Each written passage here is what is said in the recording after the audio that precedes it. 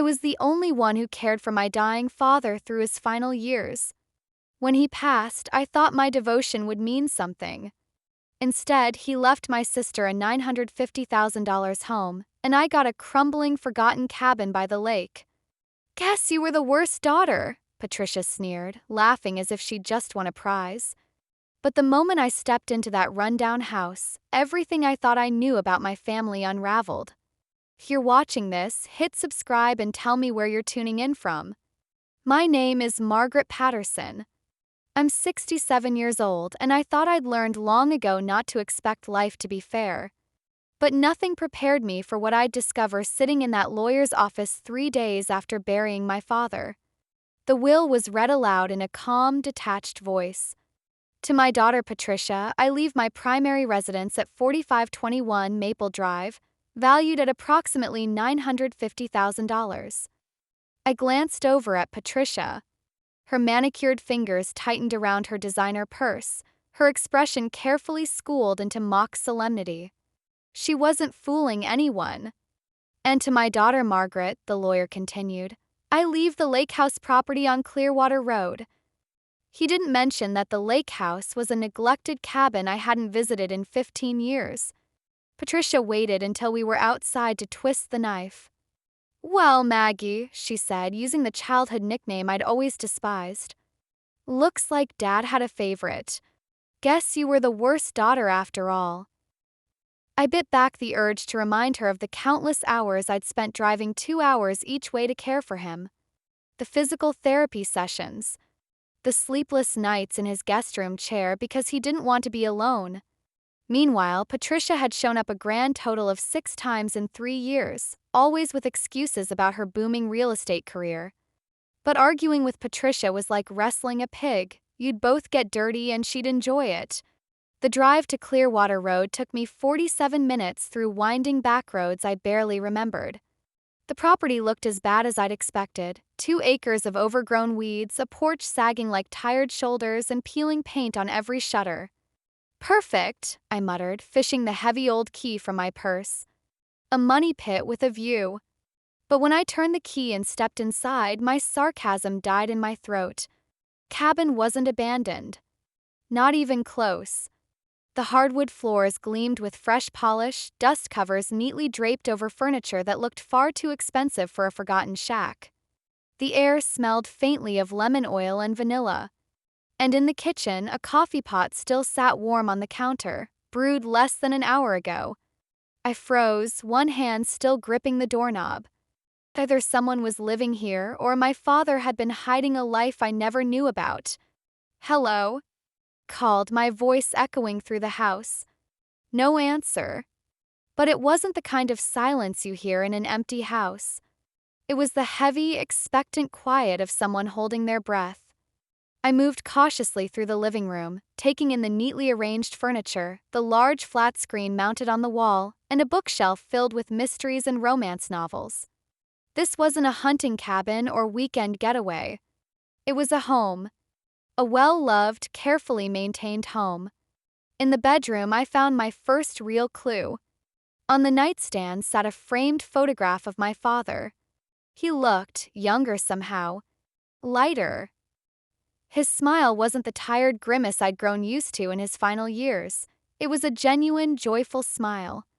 And his arm was around a woman I didn't recognize.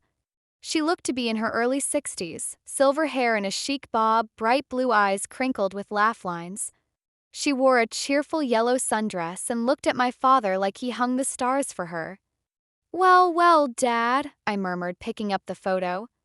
What other secrets did you leave behind? The woman's face seemed vaguely familiar, but I couldn't place her.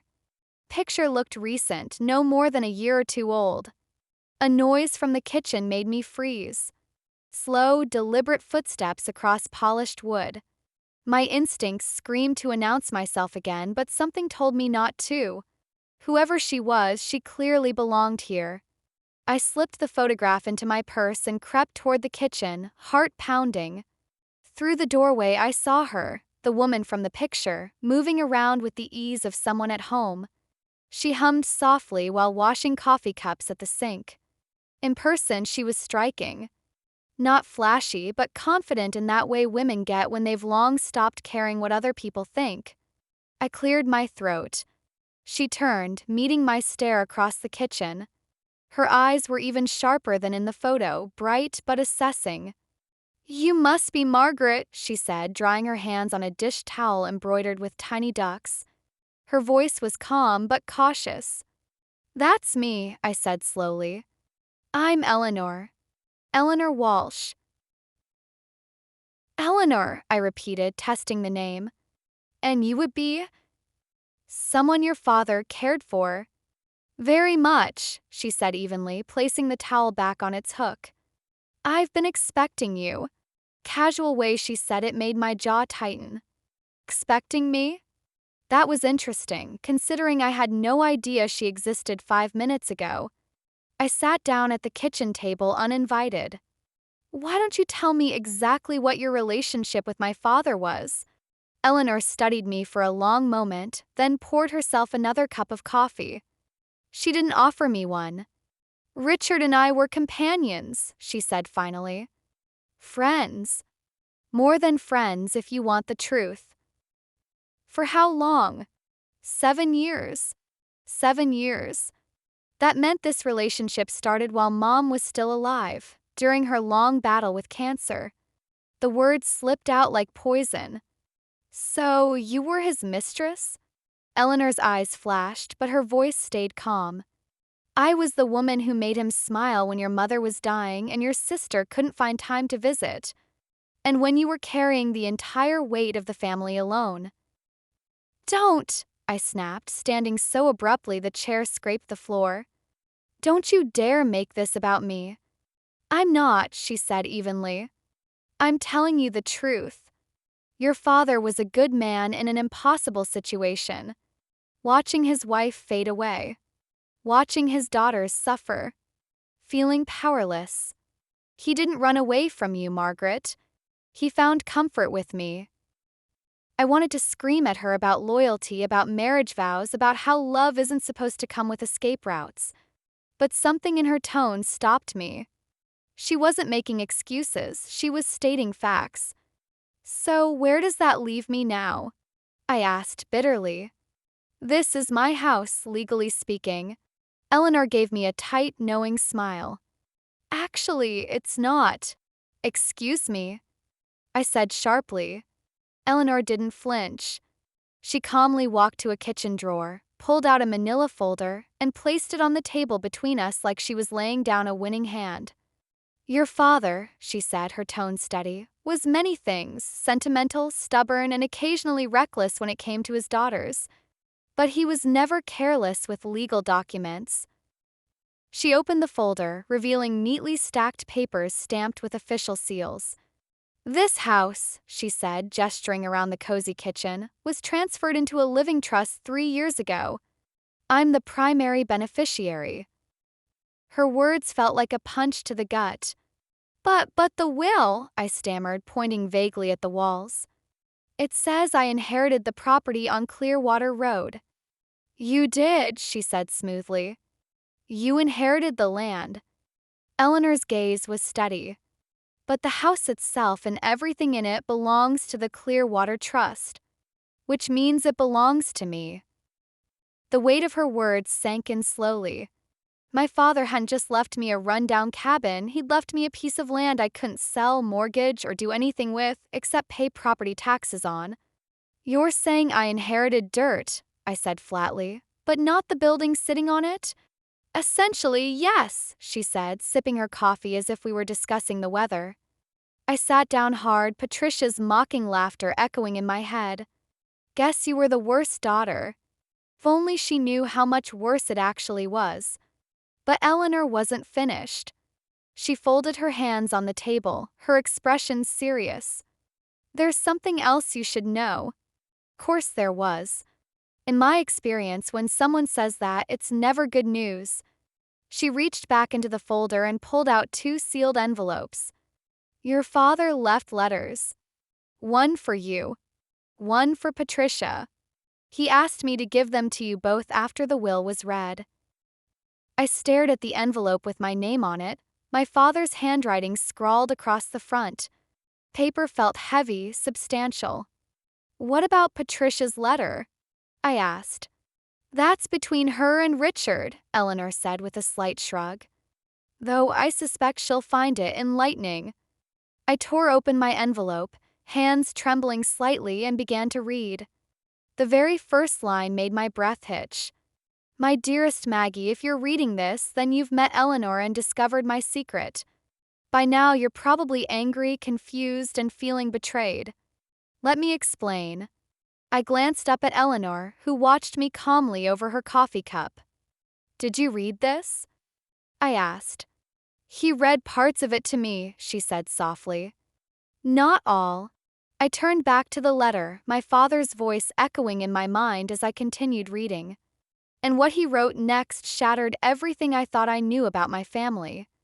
The letter's next lines made me stop cold. "The house on Maple Drive isn't actually mine to leave you. It already belongs to your sister." I blinked and read the sentence 3 times before reading it aloud, just to make sure I wasn't losing my mind. "The Maple Drive house isn't his, it's Patricia's," I murmured. Eleanor gave me a grim nod. "Keep reading." My hands trembled slightly as I scanned the next paragraphs. "3 years ago, when your mother's medical bills became overwhelming, I was drowning in debt. The bank was weeks away from foreclosing on the house. Patricia stepped in and offered to quietly purchase the home from me, allowing me to live there as a tenant until my death. She paid $950,000, officially making her the legal owner." My father's careful handwriting blurred as I blinked back tears of frustration. All this time, Patricia had been smug about inheriting a house she'd already owned for years. I looked up at Eleanor. "So, Patricia's been the legal owner of Dad's house for 3 years?" "Correct." "And she let everyone believe he was leaving it to her in his will?" "Also correct." I clenched the paper tighter, anger boiling up where grief had once lived. But Dad's letter wasn't finished. "Here's what your sister doesn't know and what you need to understand. Patricia's purchase wasn't exactly legal. She used her power of attorney to manipulate me into selling the house to her at well below market value. What she did is considered elder financial abuse." The words made my chest tighten. Suddenly, all the pieces fell into place. Patricia's sudden career success in real estate, her insistence on handling Dad's finances, and her suspicious absence during the hardest years of his care. The letter continued. "I kept documentation of everything: bank transfers, emails, and records of her manipulation. I didn't speak up because I needed her help and because I hoped she'd eventually do the right thing." I lowered the letter and stared at Eleanor. "You knew?" She nodded slowly. "All of it. Your father and I spent many nights talking about you and Patricia. He felt guilty about her betrayal, and even more guilty about the weight he'd placed on your shoulders." "Then why didn't he expose her?" I asked, my voice shaking with a mix of anger and sadness. Eleanor poured herself more coffee and finally slid a mug toward me. "Because by the time he realized the full extent of her scheme, he was trapped. Patricia controlled his finances. You handled his daily care. He didn't want to pit his daughters against each other, not while he was dying. He thought keeping quiet might give the family a chance to heal." I shook my head, staring down at the letter as if it held the only truth I could trust. The next paragraph made my pulse quicken. "The lakehouse property is worth far more than anyone realizes. I had it surveyed last year. The land alone is valued at $1.2 million because of water rights and nearby commercial development. But more importantly, there's something buried here that Patricia knows nothing about." My heart skipped a beat. "In 1987, a year after your mother and I bought the lake house, I found something while repairing the foundation. I told no one, not even her. I documented everything, and now that I'm gone, I want you to have it. The instructions are below." The bottom of the letter were precise coordinates and a note about a loose floorboard in the bedroom closet. I looked up, stunned. "He hid something." Eleanor's expression softened. I knew Richard had found something valuable, though I never knew the details. He said it was part of why he placed the house in a trust. He wanted to make sure you'd have something significant, something that would set things right. Without another word, I stood and walked toward the bedroom, Eleanor following close behind. The bedroom smelled faintly of my father's aftershave, the scent preserved in his neatly hung clothes. I crouched down in the closet, searching for the loose board he'd mentioned. Took only seconds to spot it, a narrow plank with a small indentation at the edge. My hand shook as I pried it up, revealing a metal box sealed with yellowed packing tape. The weight of it told me whatever was inside was significant. Eleanor knelt beside me, silent but watchful, as I peeled away the brittle tape and lifted the lid. Inside were dozens of carefully packed photographs, a thick leather-bound journal, and several folders filled with papers. Wrapped in layers of plastic were images of artifacts, pottery shards, intricately carved tools, and pieces of jewelry with distinctive Native American patterns. My father's handwriting covered every journal page in meticulous detail. He had cataloged each item, recorded precise locations, and added sketches of how they were found. The photos told the same story. My father had uncovered something extraordinary beneath the lakehouse property. "Oh my God," I whispered, flipping through his notes. This could be worth millions." "More than that," Eleanor said softly. "It's a piece of history. Your father spent 37 years protecting this site. He never exploited it because he wanted it handled properly." I turned to the last entry, dated just 2 months before his death. Contacted Dr. Sarah Bennett at the State Archaeological Commission. She'll survey the site after I'm gone. This discovery belongs to history, but the finder's rights and property compensation should secure Margaret's future. I stared at the words, overwhelmed. In just a few hours, I'd gone from believing I'd inherited a worthless shack to realizing I was the guardian of a historically significant archaeological site. "There's more," Eleanor said gently. She handed me a business card with Dr. Sarah Bennett, State Archaeological Commission, printed in bold letters. On the back, a date and time were scrawled in my father's handwriting. "That's tomorrow," Eleanor said. 2 o'clock. Your father arranged everything." I sat back on my heels, clutching the journal to my chest, tears pricking my eyes.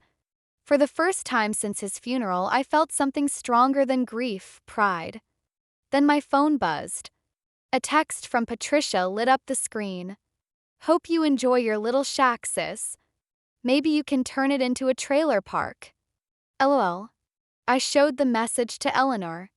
She shook her head in disgust. "Your sister has no idea what she's lost," she said. "No," I said, looking around at the cozy cabin that now felt like a treasure chest of secrets. "But she's about to find out. Tomorrow when Dr. Bennett arrived, everything would change." Dr. Sarah Bennett arrived the next afternoon at exactly 2 p.m., pulling up in a dusty Jeep loaded with gear that looked like it belonged on an expedition, not in a quiet lakeside neighborhood. She was younger than I expected, maybe mid-40s, with short auburn hair and the no-nonsense style of someone who spent more time in the field than behind a desk. "Mrs. Patterson?" she asked, shaking my hand with a firm grip. Her eyes sparkled with excitement. "Your father was quite the amateur archaeologist. His documentation is remarkable." Eleanor stayed back in the house as Dr. Bennett and I walked the property together. She unpacked what looked like a futuristic radar device, scanning the ground and making notes on a tablet. After an hour of quiet concentration, she looked up, clearly impressed. "This," she said, gesturing to the readings, "is extraordinary. The site extends well beyond what your father mapped. Based on preliminary scans, you might be standing on one of the most significant pre-Columbian settlements in this region, possibly dating back 800 years. I swallowed hard, my mind spinning. "What does that mean, practically speaking?" She smiled. "It means history. It means your father may have preserved something priceless." And yes, she added, lowering her voice, it also means substantial compensation for you as the landowner. But beyond that, this could rewrite what we know about indigenous history here. By the time she packed up her equipment, my hands were shaking, not from fear this time, but from the sheer weight of what she'd confirmed. I'll need to bring a full team next week, she said, tucking away her gear.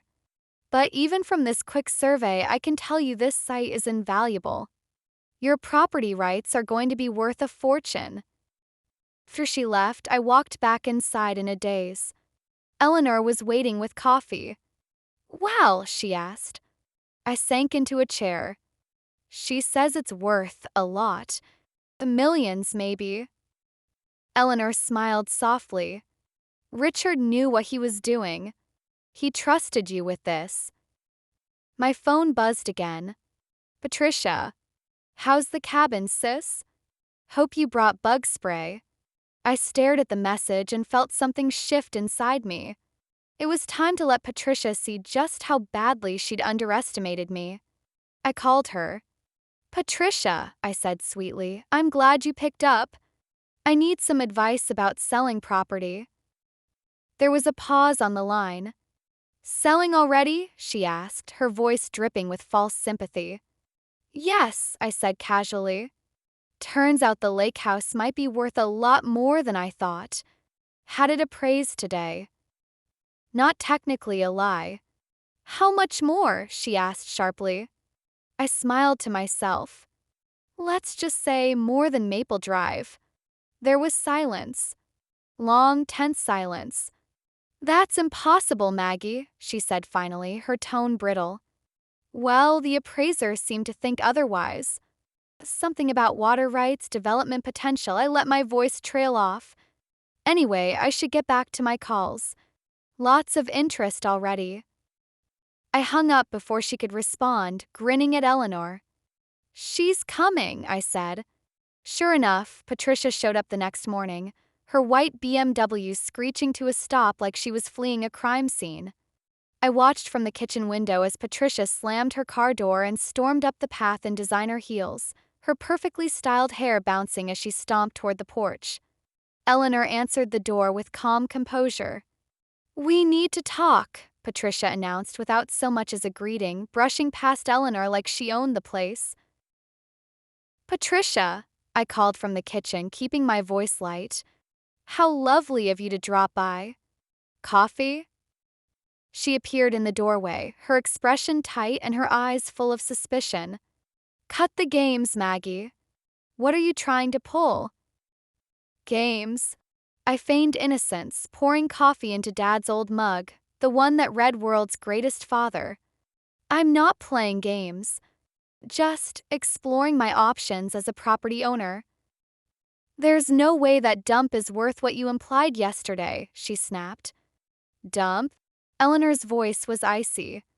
This home has been lovingly maintained for 7 years. Patricia blinked, turning her gaze on Eleanor. And who are you, exactly? Eleanor Walsh, she replied smoothly. I was your father's companion. His what? Patricia hissed. His partner, I clarified, watching my sister's face turn several shades of red. They were together for 7 years. That's impossible. Dad would never. Never what? I interrupted. Never find happiness after Mom passed? Or never keep secrets from us? Patricia's jaw tightened. This is ridiculous, she spat, pulling out her phone. I'll get a real appraisal. Good idea, I said sweetly, sipping my coffee. Although you may want to wait until after the archaeological survey is complete. She froze. Archaeological what? Oh, didn't I mention? I tilted my head, savoring the moment. The state's sending a team to excavate what appears to be a significant Native American settlement on this property. Dad documented everything before he passed. You're lying. Eleanor left the room briefly, returning with Dad's meticulously kept journal. She placed it in front of Patricia, who flipped through the pages. Color drained from her face as she studied photo after photo of artifacts, each labeled and dated. This can't be real," she whispered. "Doctor." Sarah Bennett from the State Archaeological Commission seemed to think it's very real, I said calmly. "She'll be back with a full team next week." Patricia's hand shook as she closed the journal. "I want half." "Half of what?" I asked, my voice cold. "Half of whatever this is worth. I'm his daughter too." I laughed, a sharp, humorless sound. "Patricia, you already got your half. You got Maple Drive. Remember?" "That's different. Is it?" Because from where I'm sitting, Dad divided everything exactly as he intended. Her face went pale. I leaned forward. "Of course, if you'd like to revisit the legal ownership of Maple Drive." Her head snapped up. "What do you mean?" I reached into my bag and pulled out Dad's letter, laying it on the table like evidence in a trial. "I mean the house you think you inherited 3 days ago. The one you bought from Dad 3 years ago, using your power of attorney to sell it to yourself at a discount." Patricia's mouth opened and closed like a fish gasping for air. "I don't know what you're talking about." "Oh, I think you do," I said, my voice steel. "It's called elder financial abuse." I unfolded the letter and slid it toward her. "Dad documented everything. Every transfer, every signature you manipulated him into signing while he was sick. He needed your help for Mom's medical bills, Patricia. What he didn't need was exploitation." Eleanor's voice cut through the tension like a blade. "There's a difference between helping and stealing, Patricia." Patricia's face flushed red. "I didn't steal anything. I paid a fair price." "Below market value," I said sharply. "For a house you let him believe he still owned, all while you collected the tax benefits and built your empire." I leaned back, my voice calm now. "But don't worry. I'm not going to report you to the authorities." She blinked. "You're not?" "No," I said, a cold smile tugging at my lips. "Because you're going to fix this voluntarily." Patricia narrowed her eyes. "What do you want?" "I want you to transfer half the value of Maple Drive to me. $475,000. Her jaw dropped. "That's extortion." "That's justice," I corrected. "You can write a check, or I can take this letter and Dad's records to the district attorney. Your choice." Tricia sat there, silent, calculating, probably running the numbers in her head. Finally, she let out a slow breath. "And if I do this, we're even?" "We're even," I said firmly. "Fine," she muttered through gritted teeth. "But I want it in writing." "Already prepared," Eleanor said smoothly, retrieving a legal document from the manila folder. "One of the perks of dating a paralegal for 30 years. Patricia snatched the papers, scanning them quickly. Her jaw tightened with every line. At last, she signed with angry, deliberate strokes. "You've changed, Maggie," she said bitterly. "Yes," I replied. "I've stopped being stupid." Patricia stormed out minutes later, her white BMW fishtailing slightly as she tore down the driveway. Eleanor and I sat on the front porch, sipping coffee as we watched her disappear. "How does it feel?" Eleanor asked softly. "Like I can finally breathe," I said. But the best part was yet to come. The following Monday, Dr. Bennett returned with a full excavation team, their trucks loaded with equipment that looked ready to uncover an ancient city. Floodlights and tarps went up, turning the once quiet lake property into something that resembled a movie set. Within 3 days, the team had uncovered fragments of pottery, intricately carved tools, and the foundation of a large structure buried beneath the soil. "This is incredible, Doctor," Bennett said as we stood side by side, watching her team carefully brush dirt from a piece of carved stone. "We're looking at a major settlement site. Your father wasn't just right. He may have found one of the most significant archaeological discoveries in this region." She turned to me, her expression serious but excited.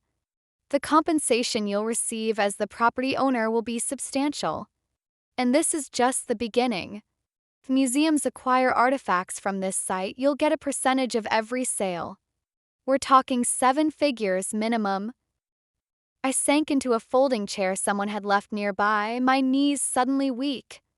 And there's more, Doctor, Bennett added. The National Geographic Society has already expressed interest in documenting the excavation. They want to do a feature, maybe even a full series. I thought about Patricia, likely sitting in her stolen Maple Drive house, feeling smug about winning the inheritance. She had no idea that while she'd been busy stealing hundreds of thousands, I was sitting on a gold mine worth millions. That night, Eleanor and I celebrated with a bottle of wine on the front porch, watching floodlights illuminate the dig site. "Your father would be proud," she said, raising her glass. I smiled, feeling the weight of everything he'd left behind. I think he knew exactly what he was doing. I looked out over the property. For 37 years, he protected this secret, waiting for the right time and the right person to handle it. 3 years ago, I wouldn't have understood. I would have sold this place to the first developer who waved a check in my face. I would have let Patricia steamroll me into splitting everything 50-50. But now I was different. My phone buzzed. A text from Patricia. "Saw the news trucks. What's going on?" I showed Eleanor, who grinned. "Want to have a little fun?" she asked. I typed back, "Big news. Call me." 3 minutes later, my phone rang. "Maggie," Patricia said, her voice tight. "I think we should talk." "About what?" I asked, feigning innocence. "About our agreement. Maybe we acted too quickly. Maybe we should renegotiate." "Our agreement is signed and legally binding," I said coolly. "Besides, I thought you said this place was worthless." "Things change," she said through clenched teeth. "Yes, they do," I said, smiling. "But our deal doesn't." I hung up and turned my phone off. For once, I was done letting Patricia dictate the rules. 2 weeks later, the quiet lake house had transformed into a full-blown media hub. National Geographic's camera crews had arrived, documenting every step of the excavation. Porters buzzed around like bees, capturing footage of artifacts that hadn't seen the light of day in centuries. Dr. Bennett's team confirmed what my father had suspected. The property sat on one of the largest pre-Columbian settlements ever discovered east of the Mississippi. Patricia showed up unannounced, dressed in her sharpest business suit, pretending she'd just dropped by. I watched from the porch as she tried to charm a reporter. "I'm Margaret's sister," she said brightly. "Our father always knew this property was special." The reporter, a sharp-eyed woman named Jennifer Martinez, looked unimpressed. "But you didn't inherit this land, did you?" Tricia faltered. "Well, no, but family is family. We were all part of this journey." Jennifer turned to me with a warm smile. "Mrs. Patterson, how does it feel to go from being considered the unlucky daughter to someone whose inheritance could change history and make you one of the wealthiest women in the county?" I looked straight into the camera. "It feels like justice." Later, after the cameras packed up and Patricia stormed off in defeat, Eleanor and I walked down to the lake.